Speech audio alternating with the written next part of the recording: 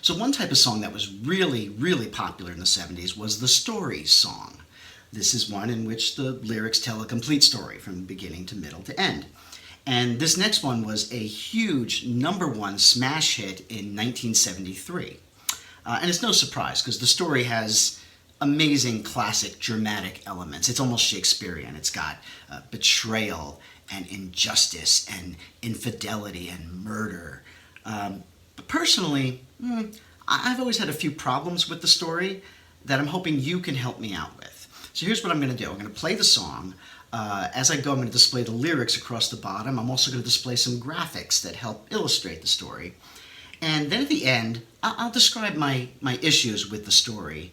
And that's where I'm hoping maybe you can help me out. You can add comments below with your own insights and ideas and interpretations. And maybe together we can finally figure this thing out, because this song's been haunting me all these years.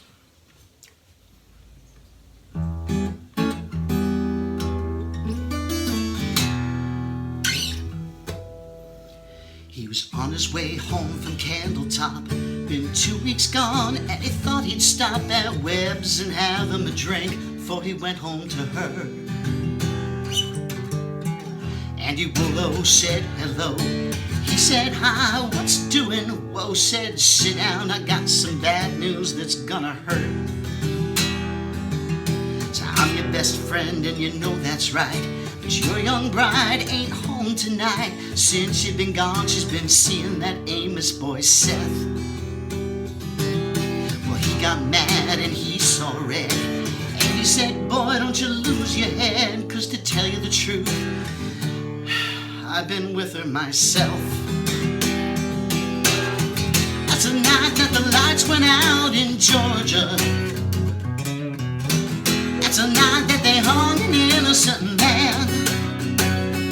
Well, don't trust your soul to no backwoods southern lawyer, 'cause the judge in the town got bloodstains on his hands. Well, Andy got scared and left the bar, walking on home 'cause he didn't live far. See, Andy didn't have many friends, and he just lost him one. His brother thought his wife must have left town, so he went home and finally found the only thing Papa had left him, and that was a gun. And he went off to Andy's house, slipping through the backwoods quiet as a mouse. Came upon some tracks too small for Andy to make. He looked through the screen at the back porch door. He saw Andy lying on the floor in a puddle of blood, and he started to shake. Well, the Georgia Patrol wasn't making the rounds, so he fired a shot just to flag him down. And a big belly sheriff grabbed his gun and said, why'd you do it? And a judge said guilty in a make-believe trial, slapped the sheriff on the back with a smile, said, supper's waiting at home and I gotta get to it. That's the night that the lights went out in Georgia. That's the night that they hung an innocent man. But don't trust your soul to no backwoods southern lawyer, 'cause the judge in the town got bloodstains on his hands. Well, they hung my brother before I could say the tracks he saw while on his way to Andy's house back that night were mine. His cheating wife had never left town. That's one body that'll never be found. See, little sister don't miss when she aims her gun. That's the night that the lights went out in Georgia. That's the night that they hung an innocent man. Well, don't trust your soul to no backwoods southern lawyer, 'cause the judge in the town got bloodstains on his hands. Okay, so let's recap. We have our main character. We only know him as Brother.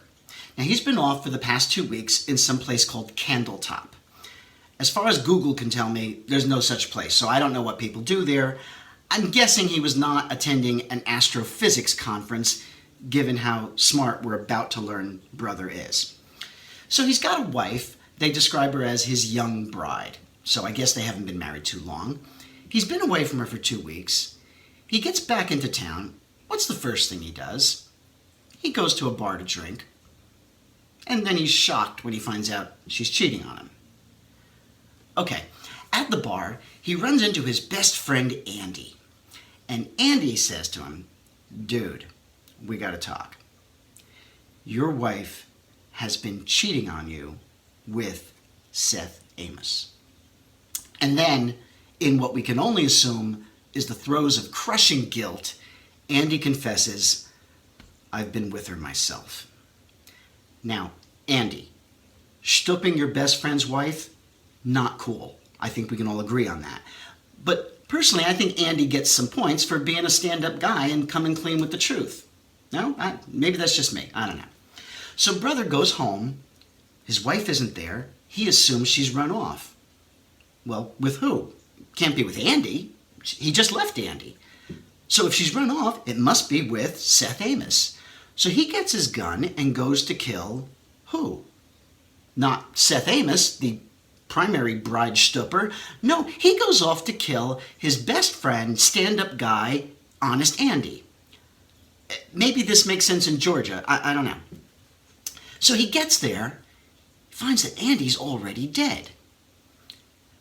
Now, I'm no criminal mastermind, but I'm guessing that if you go with your gun to someone's house with the intent to shoot and kill them, and when you get there you find that someone's already beaten you to it, and then you see a patrol car go by, I'm guessing that firing a shot to flag them down is not your smartest move. But brother's galactic stupidity is not even my biggest issue with the story, because we're about to get to the big twist, and that's when we find out that the narrator of the story all along has been his little sister.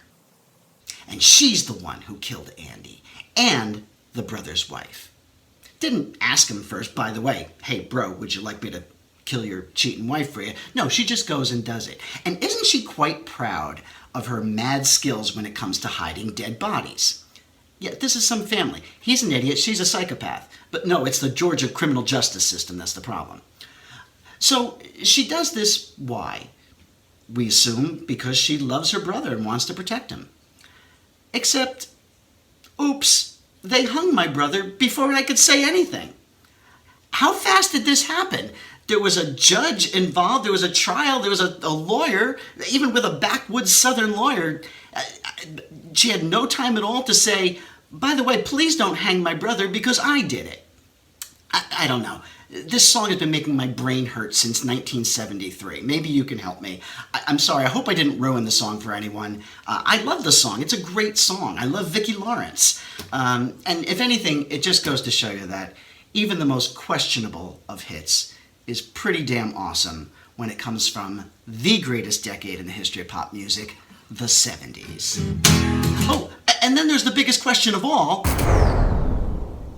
Why did the lights go out?